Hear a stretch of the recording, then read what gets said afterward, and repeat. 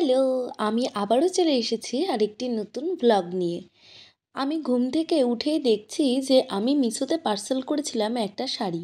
ঘুম থেকে উঠেই দেখছি যে সেই পার্সেলটি চলে এসেছে। চলো তোমাদের সামনেই ওপেনিং করা যাক। কি আছে বলো তো পার্সেলে? হ্যাঁ, বুঝতেই পারছি। অর্ধেকটা দেখে তোমরা ঠিক ধরেই ফেলেছো। আমিও অর্ডার করে ফেলেছিলাম এই ট্রেন্ডিং শাড়িটি। এই শাড়িটি আমি অর্ডার করেছিলাম কারণ সামনে একটা অকেশন রয়েছে, সেই অকেশনে পরার জন্য। এখনই তোমাদেরকে বলবো না, সেটি সামনের ব্লগে আসতে চলেছে সেই নতুন একটি দিনের ভিডিওর জন্য। চলো তোমাদের সামনেই এটির আনবক্সিং করে নিই।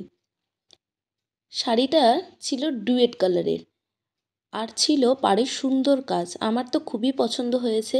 তারপরে সন্ধেবেলায় আমি আর মা রেডি হয়ে গিয়েছিলাম। আমরা কোথায় যাচ্ছিলাম বলো তো? দাঁড়াও আমি বলছি। আমরা চলে গিয়েছিলাম মাসি বাড়ি।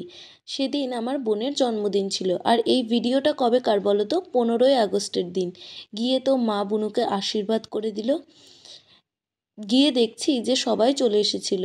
আমাদেরই একটু লেট হয়ে গিয়েছিল কারণ কি ঝেঁপে বৃষ্টি এসেছিল মুষলধারে। তারপর কেক কাটা নিয়ে চলছে যুদ্ধ। আসলে যার বার্থডে সে তো কেকের কাটার কোনো অপশানই পাচ্ছে না। তার আগেই পিচ্চিটা ছুরি নিয়ে বসে আছে কেক কাটার জন্য। অবশেষে যার বার্থডে সে কেকটা কাটতে পারলো। চলো তোমরা এই ভিডিওটা দেখতে থাকো। আরও কি রয়েছে ভিডিওতে। তোমাদের সবাইকে এই ভিডিওতে আমি দেখিয়ে দেব যে বার্থডের দিন কে কে এসেছিল। সেখানে তো বুনুর অনেক ফ্রেন্ডরা এসেছিল। তার মধ্যে এই যে দেখা যাচ্ছে একটি ফ্রেন্ডকে। তারপরে মাসি কেক কাটিং করছিল। তারপরে আমি পেয়ে গেলাম বার্থডের প্রসাদ। চলো এখানে কি হচ্ছে দেখে নাও। ওরে বাবারে, এ তো পুরো পুজোর ফেসিয়াল হচ্ছে গো। একদমই না, এরা সবাই মিলে কেকটার 12টা বাজিয়ে দিয়েছিল। আর দেখো তো ফেসিয়ালটা কেমন হচ্ছে। এরকম ফেসিয়াল পেতে গেলে বার্থডের দিন তো অপেক্ষা করতেই হবে। বাবা গো, আমি তো ভয়ই পেয়ে গিয়েছিলাম যে এগুলো কি হচ্ছে। চলো তারপরে বুনুকে বলেছিলাম যে তুই কি পেয়েছিস, চল তো আমাদেরকে দেখাবি। বুনু তো একে একে আনবক্সিং করছে সব। প্রথমেই যেটা পেয়েছিল সেটা ছিল একটা ডায়েরি আর পেন।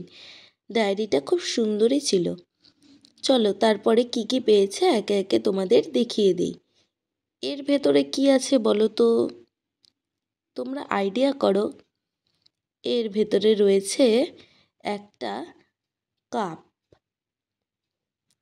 চলো তোমাদেরকে দেখিয়ে দেওয়া যাক যে সেই কাপটা কেমন।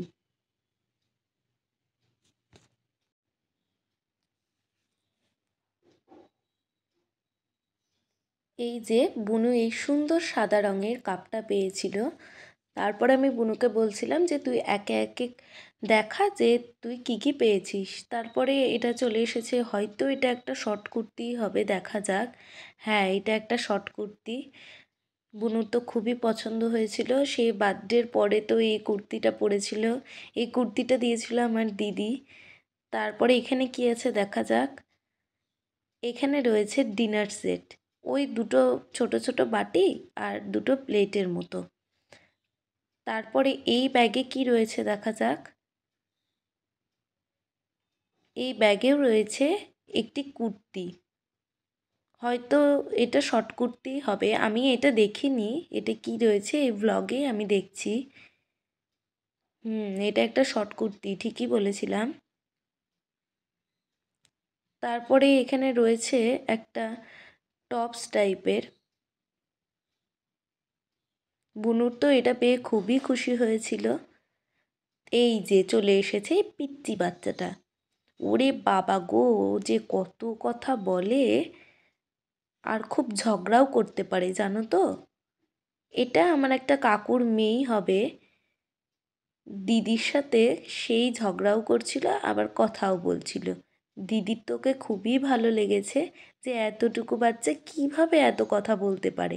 চলো মেনুতে চলে আসা যাক। প্রথমেই ছিল আলু ভাজা, তারপর ছিল ফ্রাইড রাইস, তারপরে ছিল চিকেন কষা। টাটা।